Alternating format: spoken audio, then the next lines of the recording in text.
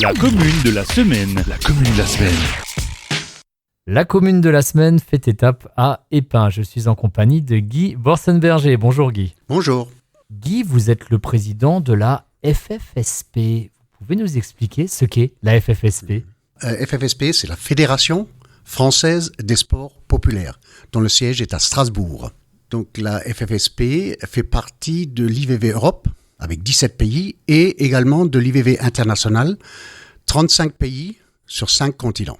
IVV, pour certains, c'est du chinois. On est là dans le domaine de la marche populaire, bien évidemment. Voilà, alors l'IVV, c'est le sigle officiel, mais en fait, c'est Internationaler Volkssportverband, Fédération internationale du sport populaire, qui est née en Allemagne et en Autriche au départ, et après qui s'est diffusée à travers toute l'Europe, puis à travers le monde. En Lorraine et en Alsace, la marche, c'est quelque chose qui est extrêmement pratiqué. Et pour la FFSP, les membres du bureau viennent principalement de Lorraine et d'Alsace d'ailleurs. Voilà, alors l'activité essentielle au niveau national, c'est dans le Grand Est et dans le Sud-Est. Donc naturellement, on souhaite se développer sur l'ensemble du territoire et on est en train de le faire avec des partenariats forts qu'on signe avec d'autres fédérations, comme le Club Vosgien et la Fédération française de randonnée. Nous ne sommes pas des concurrents au niveau de nos structures, mais nous sommes complémentaires parce que on n'oublie pas qu'en France, il y a quand même 24 millions de personnes qui pratiquent la marche sous différentes formes. Donc, ces trois structures leur présentent un cadre qui leur permet de pratiquer la marche essentiellement en toute sécurité et dans une certaine convivialité. Quand j'entends populaire, je pense à deux choses. Je pense tout d'abord à quelque chose de pas cher où beaucoup de monde peuvent participer.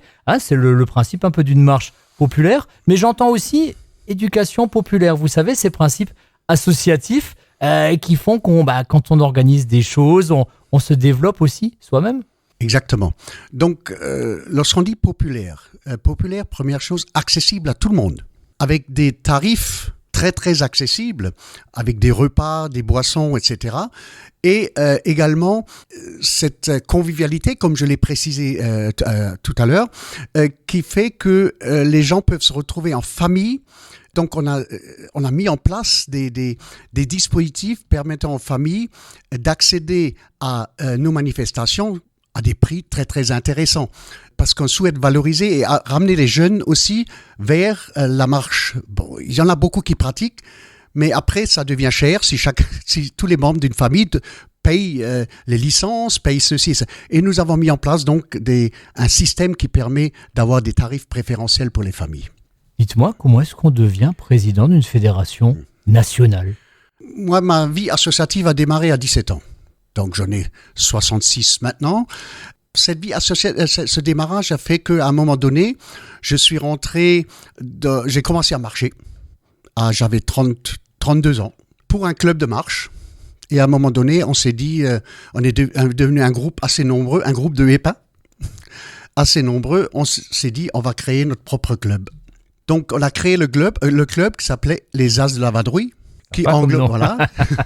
Qui englobait un certain nombre d'amoureux de cette marche et on a fait beaucoup de marches. Puis on a organisé sur Beach. On avait à un moment donné plus de 3000 personnes sur 2 jours. On a organisé des marathons, 50 km. C'est comme ça qu'on acquiert de l'expérience. Puis à un moment donné, j'ai été sollicité par la fédération qui me demandait, est-ce que tu souhaiterais pas amener tes compétences au niveau départemental ? Je suis rentré au département. D'abord secrétaire départemental, puis président départemental. Ensuite, je suis rentré au comité directeur national. On m'a sollicité.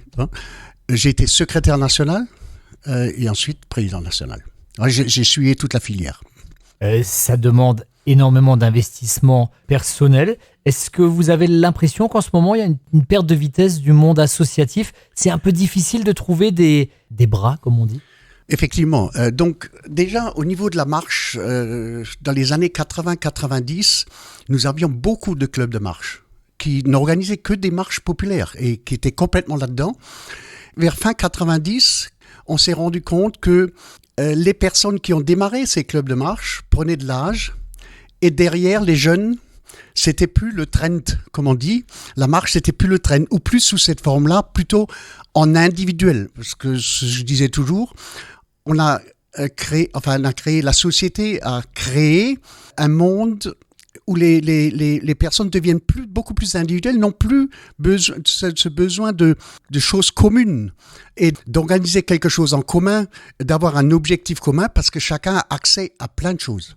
Donc, accès au voyage, accès à l'information, maintenant il y a les réseaux sociaux, etc.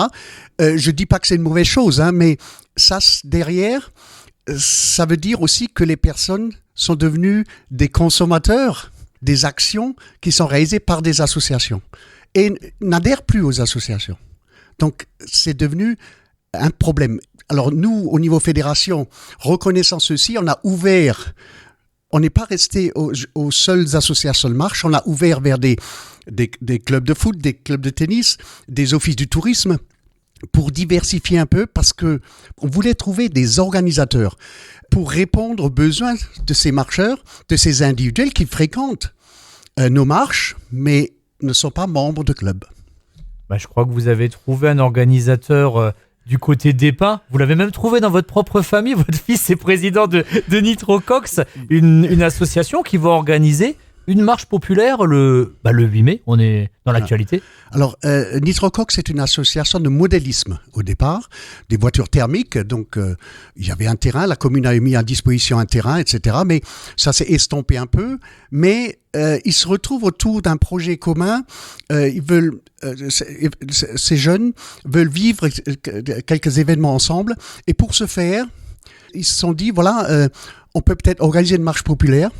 On a du matériel, on sait faire, on balise et on met en place. Et par ce biais-là, donc, ils rentrent des subsides, bien sûr, et ça leur permet après de dynamiser un peu cet esprit d'équipe qu'ils ont mis en place. Et c'est une bonne chose. Donc, le 8 mai, donc c'est à Ormersvillers. Ça se passe pas à Épin pour une question de logistique et de structure, mais on remet ça, enfin le club remet ça le 13 août, donc à Épin.